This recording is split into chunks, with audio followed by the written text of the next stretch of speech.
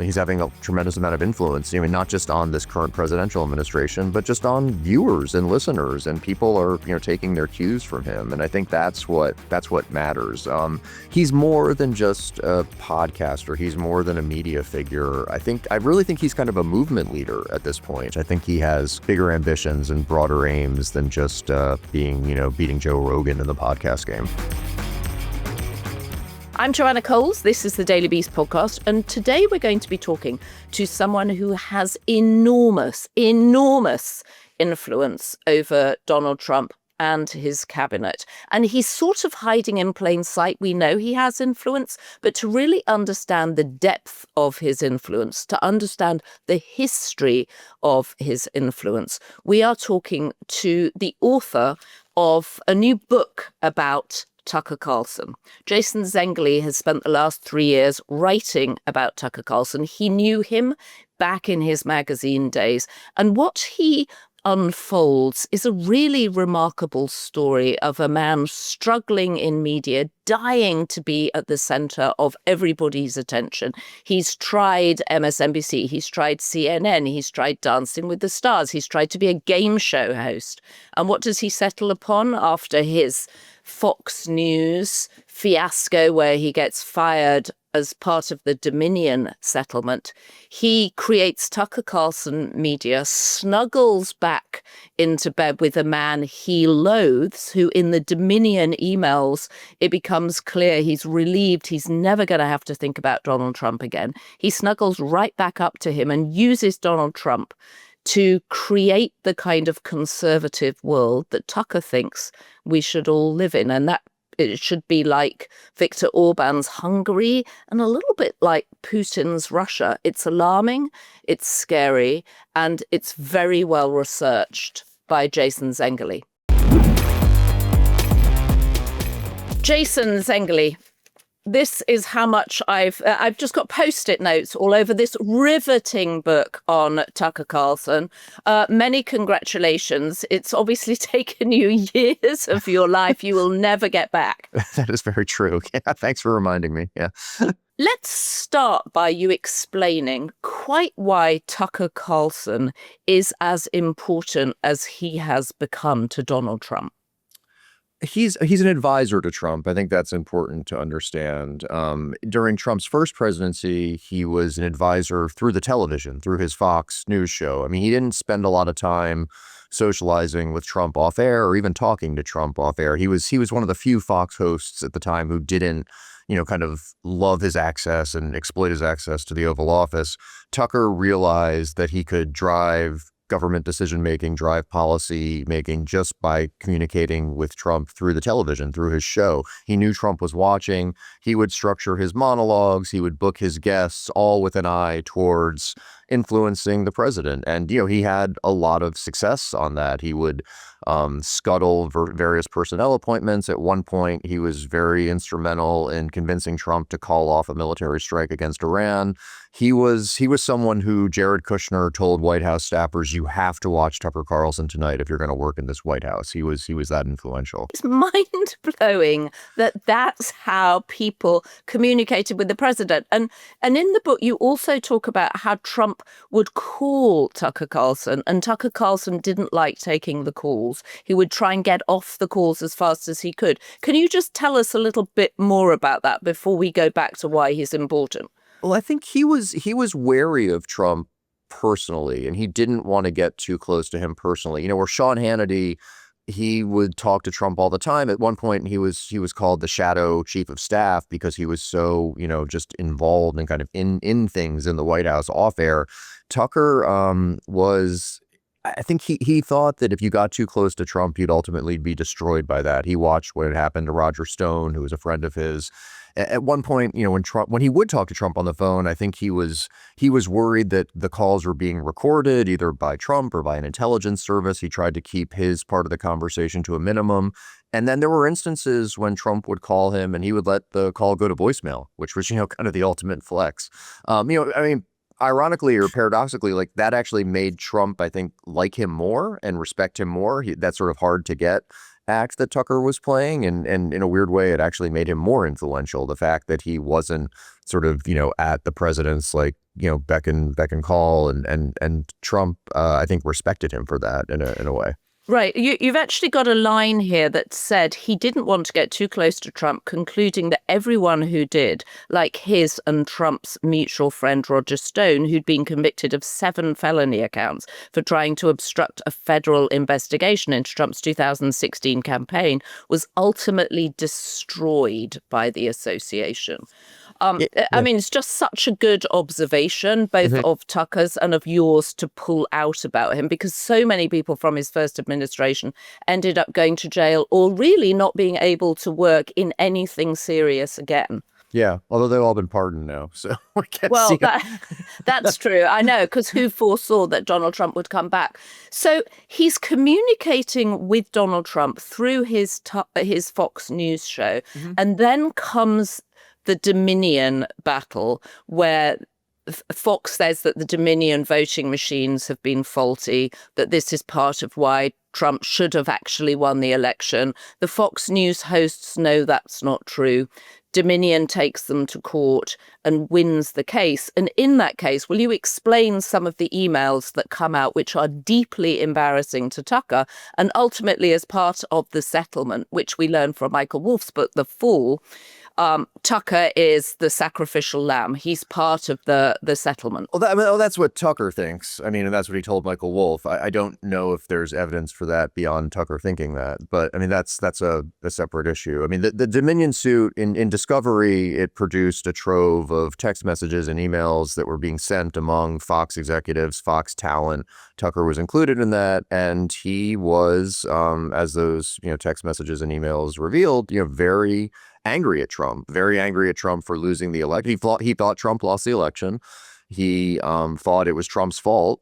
He was angry at Trump for being a sore loser, for promoting these conspiracy theories. And I mean, one thing I think it actually is important to say about those texts and those emails, Tucker was actually one of the few Fox hosts who didn't really go along with those conspiracy theories on air. I mean, he didn't advance them a lot on his own. And in one instance, he actually shot one down in a pretty prominent way. He took on Sidney Powell, who was a lawyer who was promoting these conspiracy theories, and he debunked her on air. And unlike, other Fox hosts who were promoting this stuff, Tucker wasn't. So there wasn't as great of a disconnect between what Tucker was saying privately about Trump and what he was saying on air. That said, some of the terms he used to describe Trump, as a demonic force, things like that, I mean, he never would have said anything like that on air. So they revealed, Tucker's true thoughts at the time about Donald Trump, about the legitimacy of the 2020 election, about what happened on January 6th and how it was, Trump's fault.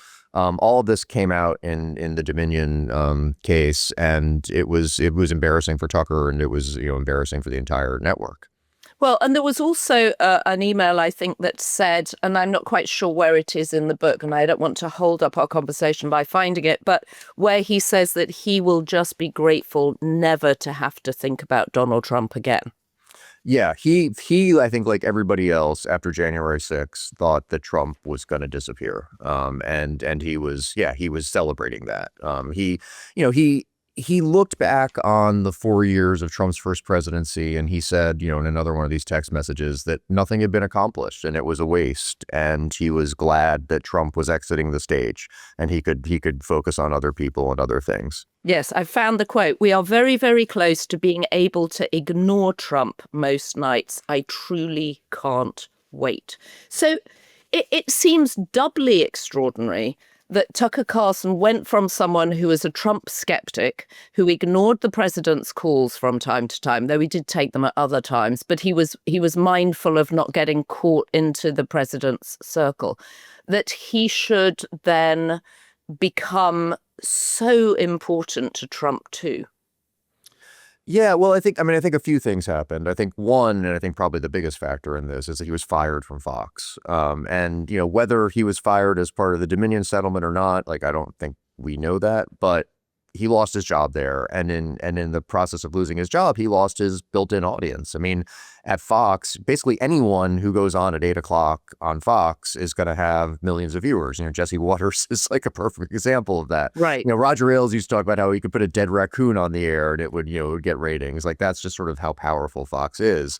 So Tucker lost that, and he needed to build an audience on his own, and he needed to, stay relevant and get attention. And one way he has done that is he has attached himself at the hip to Trump in a way that he never would have in the first presidency. And, when you say he's a Trump skeptic, I mean, he was a Trump skeptic personally. I mean, ideologically, he was a huge booster of Trump. And, I think what Tucker was trying to do was he was trying to promote Trumpism without Trump himself. And Tucker, in a weird way, became actually more of an ideological standard bearer for the MAGA movement than Trump, because Tucker was consistent. I mean, Trump, was all over the place on various issues. Tucker had a real consistent and coherent ideological line. And I think when he would criticize Trump on air, it was because Trump was deviating from that line. So Tucker was, by no means was he, frequently critical or that skeptical of Trump on air. He just kind of sort of tried to pretend that Trump himself didn't exist. This second time around, though, he has, he has embraced Trump. He's kind of relished his role in the inner circle. I mean, during the 2024 presidential campaign, he might as well have been part of Trump's campaign. He would speak at Trump rallies. He spoke at the Republican National Convention.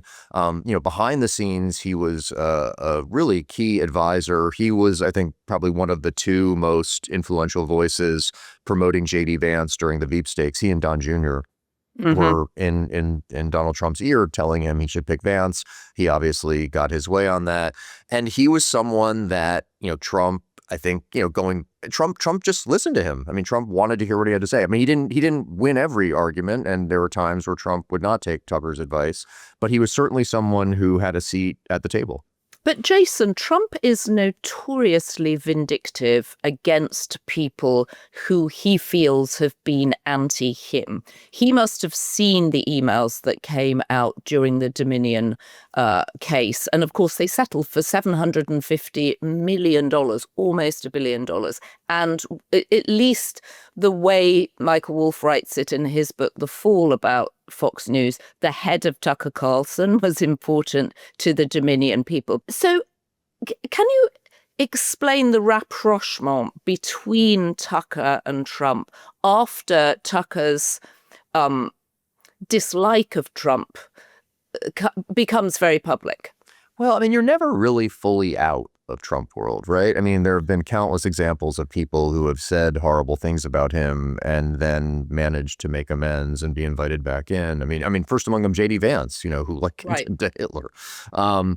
And Tucker, I think, had to go through a similar process. It certainly helped that when Tucker was sort of, trying to achieve this rapprochement with Trump, they both had this kind of they had mutual interests that were aligned. And I think the first one was like really sticking it to Fox, because Trump was angry at Fox because after January 6th, Rupert Murdoch tried to disappear Trump. He was, I think, in one of these text messages or emails that came out in the Dominion case, he said, we're going to try to turn Trump into a non-person. So Fox stopped covering him. At the same time, Fox started to boost Ron DeSantis and tried to make him into a plausible presidential candidate. And Trump was angry about that. Tucker was, also angry at Fox for firing him. And I mean, the first thing that they collaborated on was the first GOP presidential debate was being broadcast on Fox. Fox really wanted Trump to participate because obviously, that's a big help for ratings. They lobbied him. They went to Bedminster. They went to Mar-a-Lago, various, on-air talent, off-air executives. We're talking to Trump about this. Trump kind of strung them along, saying he was considering it. All the while, Trump was talking to Tucker about doing a show with him. And then on the night of the GOP first presidential debate, which Trump skipped, he releases a one-on-one interview with Tucker on, Twitter to sort of serve as counter programming and depress ratings even further for Fox. So, that was kind of the first thing they were able to collaborate on. I think Tucker, even before he was fired from Fox, I think he was sort of starting to tiptoe a little bit closer to Trump, just because Tucker does have an ideological project that he's working on, and he does have a vision for the country that he wants to achieve. And I think he was looking around the landscape of Republicans who are trying to replace Trump, inherit his supporters, first among them DeSantis. And he wasn't impressed, and he didn't think any of these guys could get elected president. And I think it started to dawn on him that, Trump was not a spent force, and he might be the best vehicle for, what Tucker hoped to achieve. So even before he got fired, he was making a little bit nicer with Trump. Don Jr., who he is close to, he went up to Maine and visited Tucker. And at that point, Tucker had kind of been refusing Trump's entreaties. And Don Jr. talked to him. And not long after that, Tucker went down to Bedminster for a golf tournament and was photographed with Trump. And they had a good meeting. And I think that was kind of the start of them, rekindling their relationship. Okay, so they bonded over a dislike of Fox News and a sense of betrayal by Fox News. And then, quite insightful of Tucker to realize that Donald Trump still had more life in him, because he'd be pretty much written off by everybody at that stage. Yeah, Tucker, I think in two instances has been sort of a little bit ahead of the curve in terms of, recognizing Donald Trump's potential.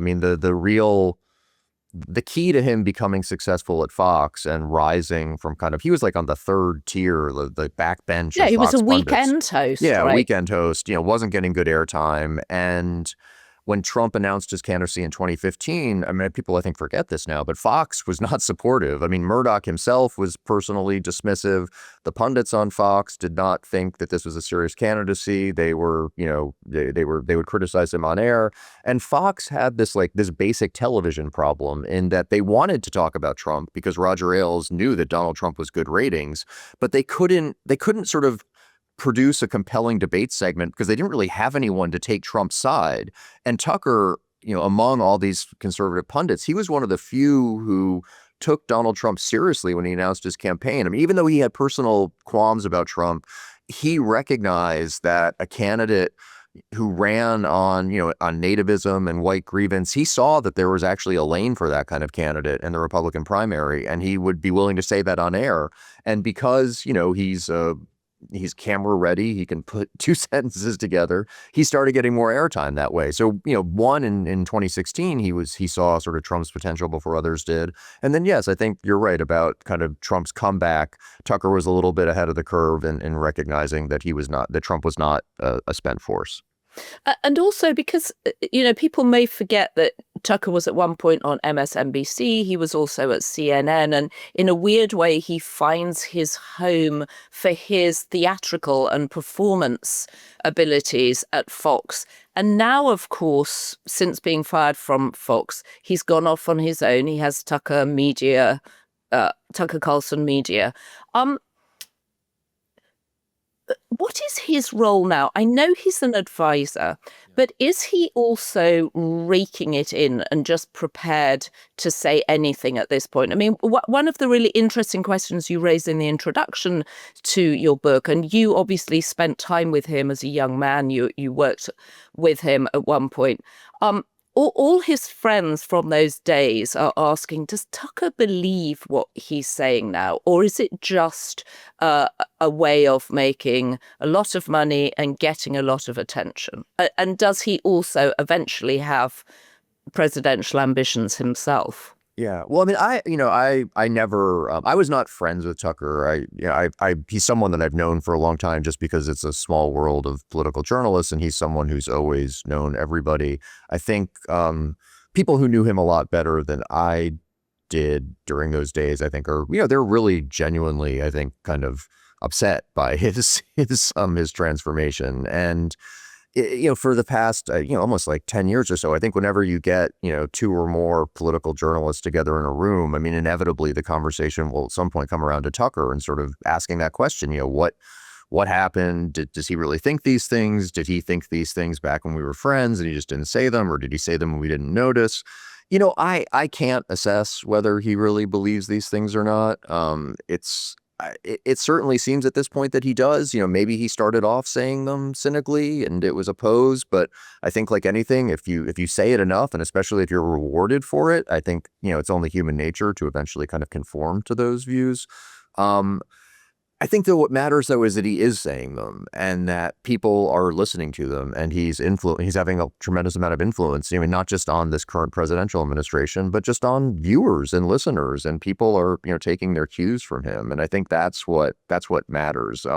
He's more than just a podcaster. He's more than a media figure. I really think he's kind of a movement leader at this point. And I think one of the reasons I wanted to write the book was I don't know if that's fully understood by most people. I think there's a tendency, especially among liberals, to just kind of dismiss him and ignore him and think that he's just a podcaster who has an audience, but it's all about clicks and downloads, and he's just saying this stuff for money and ratings, and I actually don't think that's the case. I think he has enough money. His ratings are great. He doesn't have to worry that much. I think he has bigger ambitions and broader aims than just beating Joe Rogan in the podcast game. Tucker and Trump also have a sort of showbiz showmanship thing in common. I mean, Tucker was on Dancing with the Stars, which he took fantastically seriously, even though he was the first person to be eliminated.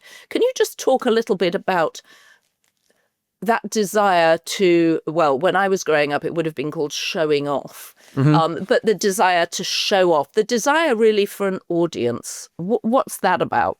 I mean, he really wanted to stay in television. His cable news career at that point had hit a pretty serious rough patch, and he was on this MSNBC show that no one watched. And I think he kind of realized that his future at MSNBC was in doubt. And he actually tried to pivot to be a non-political person on television. He did Dancing with the Stars as a way, I think, to kind of introduce himself to America as someone who wasn't, wearing the bow tie and sitting at the desk debating James Carville.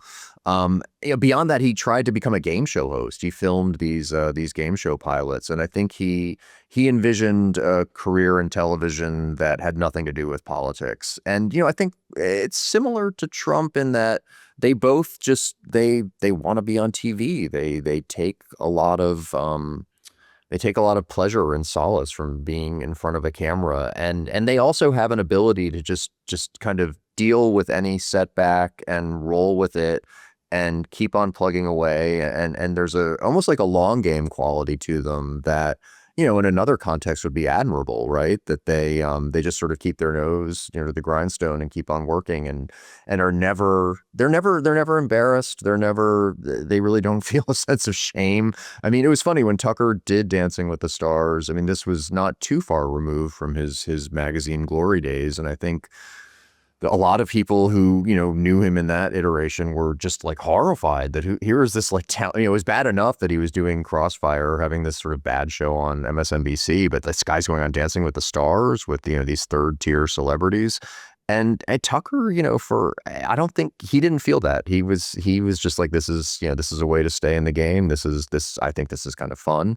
And Trump, I think, has that same quality. And they both are charismatic, and they both are, they're showmen and they're capable as entertainers. I mean, the genesis of the book was, after January 6th, I was talking to my agent about a different kind of book, and it was going to be about sort of the Republican Civil War that was about to take place because Donald Trump was, obviously not going to ever run for anything again.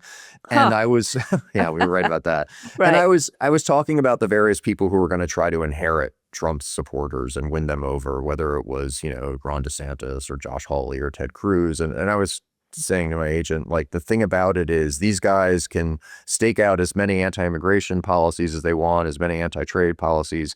Like, they're never going to win over Trump's supporters because they don't have his entertainment abilities. They don't have his charisma. And just as an aside, I said something like, really the only person who could do that is Tucker Carlson. And that became the book, basically. But next to Trump, after Trump, I think Tucker is the most kind of entertaining, charismatic figure on the right. And I think certainly compared to someone like JD Vance. And I think that's one of the things that makes him so relevant.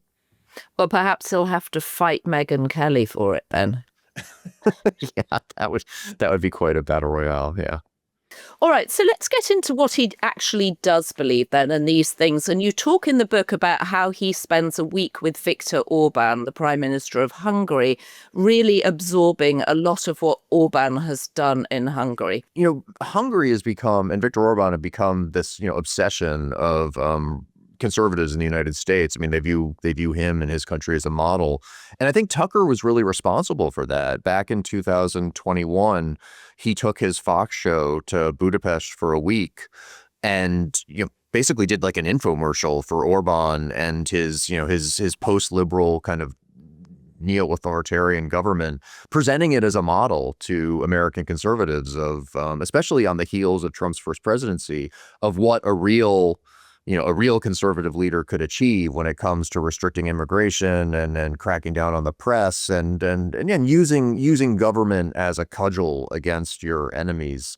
And I think there were a number of conservative intellectuals who had, kind of seized on Orbán at that time and were making their own pilgrimages to Budapest. But Tucker was one who he was able to kind of bring that to the conservative mainstream. And that was something that he did a lot on Fox. And, he continues to do. He takes these pretty fringe views that exist on the far, far, far, far right, whether, they're arguments or stories or conspiracy theories, and he smuggles them into the mainstream and he places them in the conservative mainstream. And then they gain an audience with people who I think if they had encountered them in their raw form, they might dismiss them. But because Tucker brings them to them and translates them and makes them more palatable and seem more reasonable, they gain purchase. And, I think Orbán is a perfect example of that. And the degree to which I think the second Trump administration is using Orbán as something of a playbook. Orbán's playbook is their own.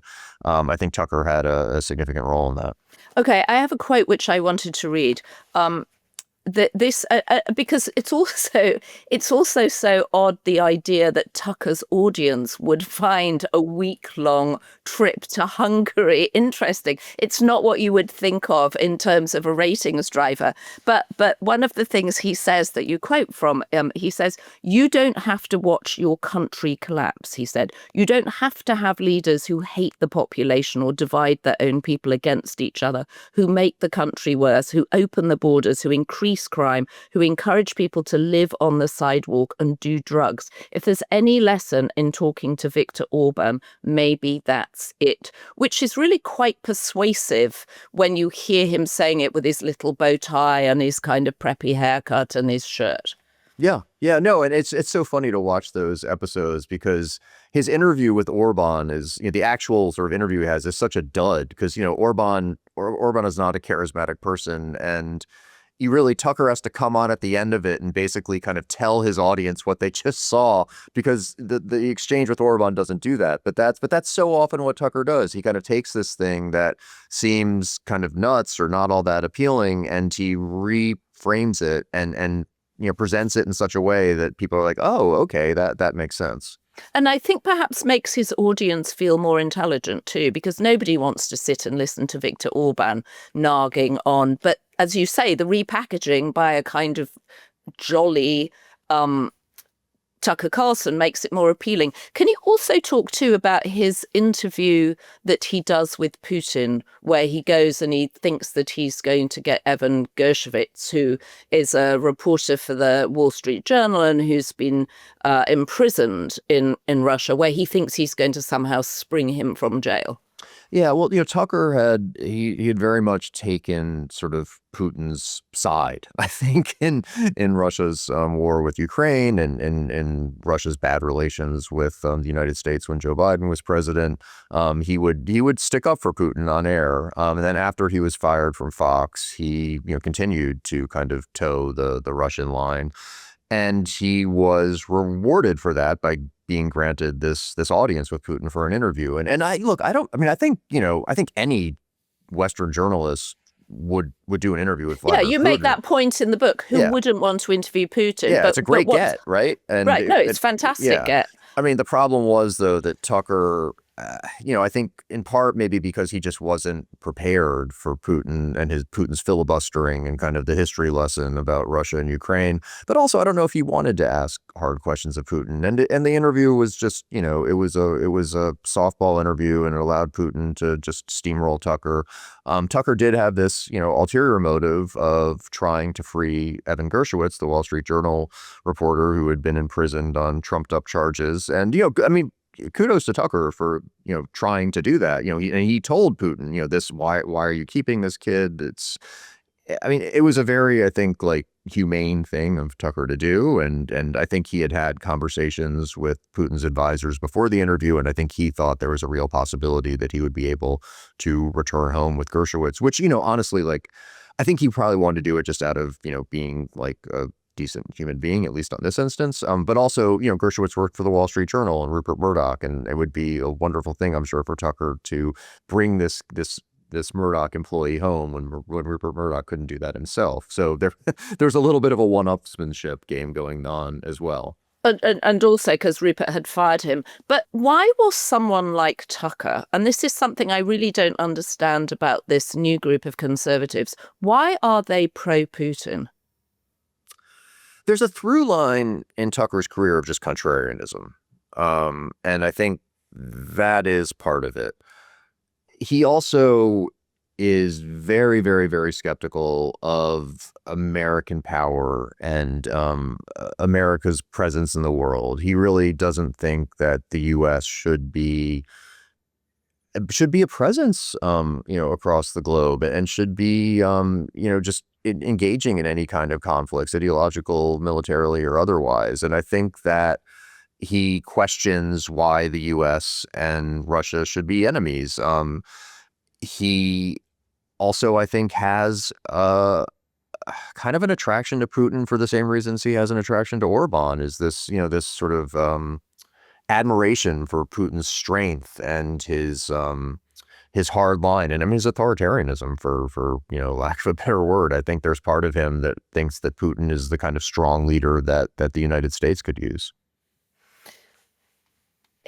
I mean, given his conservative beginnings, it seems almost incomprehensible that he would switch to the Russian side of things in the invasion of Ukraine, and also in the lifestyle that ordinary Russian people live. They have no freedom of expression. They have terrible economic situation, horrible housing. I mean, I still find it very difficult and very naive of him to think that just because Putin presents as a strongman, that's somehow an answer for a country that, at least in America, still believes in free speech. Yeah, well, I think that, even more embarrassing than the Putin interview were the recorded segments he did for his video podcast in Moscow, where, he would go to a Russian supermarket and, marvel at how, all the stuff that was available and how cheap it was. And he went into the Moscow subway and talked about how beautiful it was, and there were no homeless people and there was no crime. I mean, either he is just completely naive, or he's a propagandist, and he knows that people in Russia are miserable and poor and have no free speech, and he's just ignoring that. And he's like Walter Durati, and like presenting this completely false picture to serve kind of his own ideological purposes. But is that something that he wants here, that he wants Trump? I understand they're all in love with Putin and they think Putin is a strong guy and Orban's a strong guy, but they can't seriously want the First Amendment crushed in America, do you think? Or is that what they're actually after? Do you think they want a place where you have oligarchs who essentially help themselves to the country's natural riches and everybody else is basically poor? That's a good question. Tucker, it's interesting. He's not someone who's on board with Trump's, embrace of, these tech elites and kind of embracing AI and things like that. He is very skeptical of consumer capitalism. He's very skeptical of Wall Street. He's very skeptical of financiers. I think he's very skeptical of people in Silicon Valley. So when when you bring in that part of the equation with Russia and oligarchs and the like, I don't know. Tucker, he might not sort of be on board for that. I do think that he seems to believe that you should use he likes Trump using the state to exact revenge or to, put his enemies or his perceived foes in their place. I think that's something that he supports, and I think there's some, analogs to Russia in that respect. But I do think that his critique of consumer capitalism, it makes sort of some of the things Trump's doing now. I think he doesn't support those. I mean, he's not incredibly outspoken about it, but he's not someone who's gonna celebrate David Sachs. I think he probably has some real questions and concerns about him and about sort of this project to embrace AI and go into business and relationships with these sort of folks. And is that because they are very skeptical of him and think he's just a kind of, performing clown online to drive clicks? Or they think that he's dangerous and that he's going to lead a pitchfork mob to their doors. So it might be less that he's a performing clown, that he's someone who could actually endanger their project. So let's talk a little bit about his background too, because it's so ironic that his father was actually president of the American public broadcasting, Yeah, right? the Something corporation. that Yeah. actually Donald Trump's second time round in the second administration has withdrawn funding for. So tell us a little bit about his background too, because his mother left him when he was a little boy, which must have left an indelible mark on him. Yeah, his father was this remarkable kind of self creation, a guy who was an orphan, who was a juvenile delinquent in high school, got kicked out of high school, eventually became a successful television newsman, local TV newsman in Southern California. His mother came from an extremely wealthy and prominent California family, the Miller family. Henry Miller was her, great, great, great, great grandfather, who I think was the largest landowner in the United States in the 19th century. It's She was a amazing. debutante. The parents get together. They have a short, kind of intense, but ultimately failed marriage. And his mother became involved in, the sort of the Los Angeles music scene, the art scene, a lot of drugs. And ultimately the marriage falls apart and she left the family. She left Tucker and his little brother, Buckley, and the father and his father, Dick, had custody of the kids, which I think was really unusual in the 70s, a single father. Yeah, I mean, it's And very Kramer versus Kramer. yeah, very Kramer versus Kramer. And the dad, Dick, was, he was a very sort of male household, and he let the kids kind of, he parented in a fairly laissez-faire style. And at the same time, he was a very, he himself was very conservative. He was very much a Reagan conservative, and I think he raised the kids that way. And the mom's more kind of hippie liberal influence, it wasn't there at all since she was gone, but it was something to kind of work against, right? Like she was like a cautionary tale for the kids. And after she lost custody of the kids to Dick, I mean, I think Tucker was 8 when that happened. I don't think he ever saw her again, and I think they talked maybe a few times, but he had never saw her again. And then when she died, she was living in France at the time with an artist. She left Tucker and his little brother Buckley. She left them each $1 in their will, and that was kind of the ultimate screw you, I think. And what was the significance of that, do you think? That she thought they weren't worth anything? I mean, she came from an incredibly wealthy background. She leaves them $1 each. So it's a symbol of something, because why leave them anything? Yeah, exactly. Yeah, no, it's worse than leaving them nothing, right? I don't know. I mean, I mean, the book is, I mean, it's not like a biography per se, because most of the book is about Tucker's professional career. I mean, I think if I were writing like I just don't know if he's like interesting enough or in some way significant enough to actually warrant a full-fledged biography. If he were, I think I would have spent probably more time trying to tease that riddle out of just how much this impacted his views and what actually happened there.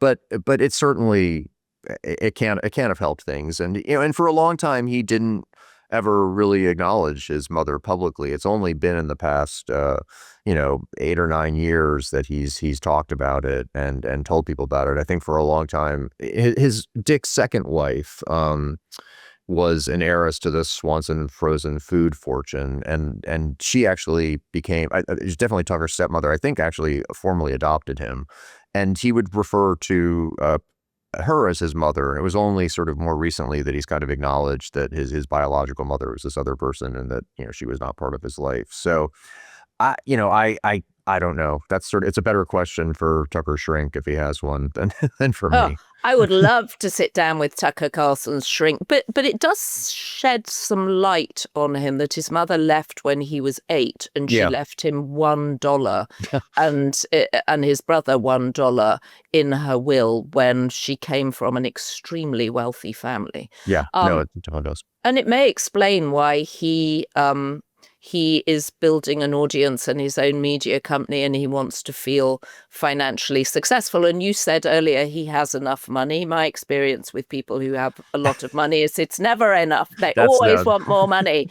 Yes. They always want more money. So you mentioned that in the book, and you talked about it earlier, there's a moment where Don Jr. goes up to see Tucker in Maine, and we should just say that he lives half his life in Florida and half his life the summer months in Maine. Don Jr. goes up for a hunting weekend. They go fishing and pottering around together, and Tucker comes down to Bedminster and sort of re-ingratiates himself with Donald Trump, is very influential in getting JD Vance chosen as Veep. Does Tucker want to be a politician himself? You said that you thought he was now leading a movement. Does he want to have the responsibility of being president, or do you think he would be a vice president to JD Vance? I think Tucker, I don't think he has a burning ambition to be a politician. I don't think he's like Bill Clinton. He's not someone who spent his whole life trying to become president. I do think, though, that he has things he wants to see achieved in this country. And, right now he has a very good situation in the sense that, when we talk about how close he is to Donald Trump, he's closer to JD Vance. I mean, they have a real, I think, ideological and personal bond. And right now, JD Vance is in complete lockstep with Tucker on sort of the things that Tucker believes and the things Tucker wants. And he is a fantastic vehicle for Tucker because he has this influence. That said, I mean, I think I could imagine 2 scenarios in which Tucker would, run for something himself. And the first would be if JD Vance started to diverge from Tucker and no longer, advance the same views, supported the same policies. I could see him maybe wanting to do it himself. And then the second scenario, and I think this is actually probably more plausible, is if Tucker concluded that JD Vance just doesn't have the political talent you need to get elected president, and that therefore, the things that Tucker wants to see achieved, you can't achieve those through JD Vance. And I would imagine that he would look for someone else that he could influence and be an advisor to, and have as kind of his own cat's paw. And maybe there's someone out there like that, maybe Bobby Kennedy Jr. I don't know. But if he couldn't find that person, then yes, I could definitely see him saying, all right, I'm just going to do it myself.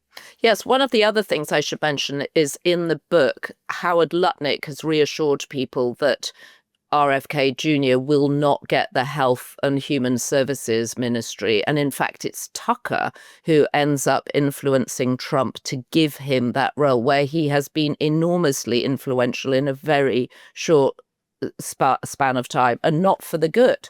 Yeah, I mean, during the transition, Tucker was someone who had a hand in a number of personnel appointments. I mean, he was making arguments on behalf of people they were considering, whether it was Bobby Kennedy Jr. or Tulsi Gabbard or even sub cabinet positions.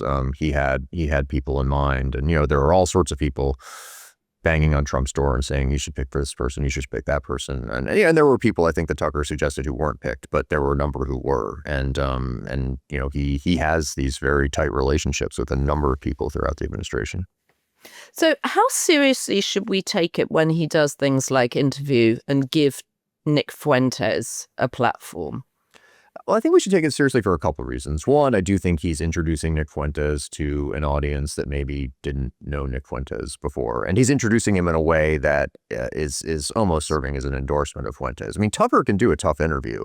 And, we saw that back when he had Ted Cruz on in the run-up to the first attack on Iran, so far the only attack on Iran, but it might be the first. And he kind of humiliated Cruz on that show because he asking Cruz, like, what's the population of Iran, this country whose regime you want to topple, and Cruz didn't know. Right, had no idea. Yeah. I mean, it was embarrassing for Ted Cruz. And presumably he could have done the same thing with Nick Fuentes, and he didn't. He had this very sort of cordial softball interview with him.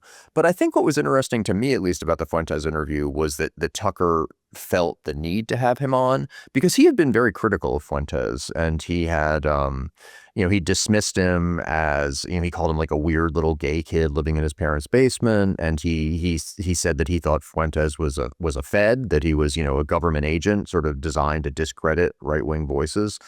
And after he made those criticisms of Fuentes went on his own show and attacked Tucker and said that he was, a poser and that he didn't really support, MAGA and things like that. And they were having this feud, and if you sort of tracked it on social media, I mean, Tucker was losing. Like Fuentes's fans, these sort of disaffected young men. They're called groypers, the right? Groypers, yeah. The Groypers were turning against Tucker.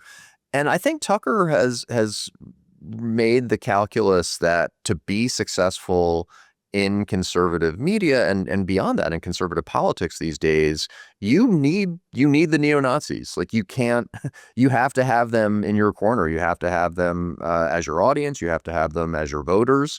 And he had Fuentes on the show. He was extending an olive branch to Fuentes. He was trying to, I think, end their feud. And that to me was what was interesting, because Tucker, has a very finely tuned professional and political radar. And he's very good at skating to where the puck is going to be. And I think we've seen that especially over the last decade. And the fact that he had Fuentes on and that he was so cordial to Fuentes, I think shows that he thinks that's where the energy is in the conservative movement these days. Which is really alarming. I mean, we should point out that Nick Fuentes has some really, truly terrible, terrible views. Very he's an openly anti-Semitic, racist, anti-Semitic. horrible. Disturbing views, really disturbing views for anybody to hold in modern America. Yeah, but that has an audience, and that has supporters, and that has, especially among young people. And I think, Tucker is a real weather vane in that way. And that's why I think it's significant that he had Fuentes on, because Tucker's been right about a lot of stuff in terms of what conservatives believe and where the movement is headed, and the fact that he thinks someone like Fuentes is important and someone he has to make peace with. I think that's a troubling sign. Your brother is called Tucker, and there's a wonderful note in the acknowledgements where you say that you had to, every time you texted him or emailed him, you had to make triple sure that you weren't actually sending a missive to Tucker Carlson. Did you manage to do that? Yes, I mistext people all the time, but actually my wife made me change Tucker Carlson's entry in my phone to T Carlson, so it wouldn't say Tucker, so I wouldn't do that, and that prevented me from sending the wrong text. So, that's very smart. So you didn't end up having a Mike Waltz situation. No, not that I know of, at least. Well, I thought it was a very good detail. Well, it's an absolutely fascinating book. I really urge people to read it. It taught me a lot about someone who I know is important, but I hadn't fully understood the extent of his influence. And, well, I urge people to read it because it's alarming where the puck is going. If you're right, and if Tucker's right that he's skating towards it, then we all have a lot more to worry about than perhaps we thought. Yeah, no, I think that's the disturbing part. Jason Zengerle, thank you very much. Thanks so much for having me. I really appreciate it.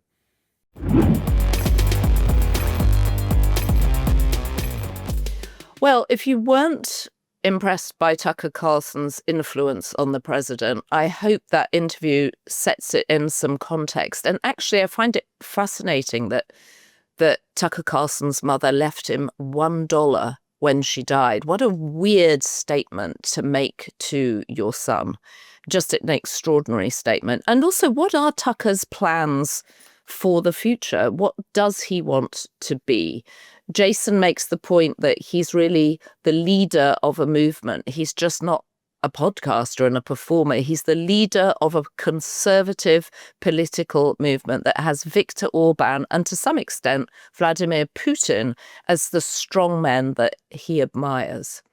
Anyway, if you have been, thank you for joining us, and leave us a comment on what you think about Jason's perspective on Tucker Carlson, or what you think about Tucker Carlson. We're independent media, so we appreciate it if you subscribe to the Daily Beast podcast, and of course subscribe to the Daily Beast, where we will keep you up to date with minute-by-minute descriptions of what on earth is coming out of the Epstein files and what on earth is coming out of our president's mind and mouth, moment to moment, because we have no idea and he has no idea. So the good news is we have so many Beast tier members now. There are too many names to read out, and we really appreciate your support. Thanks to our production team, Devon Rogerino, Ryan Murray, Rachel Passer, Heather Passaro, Neil Rosenhaus.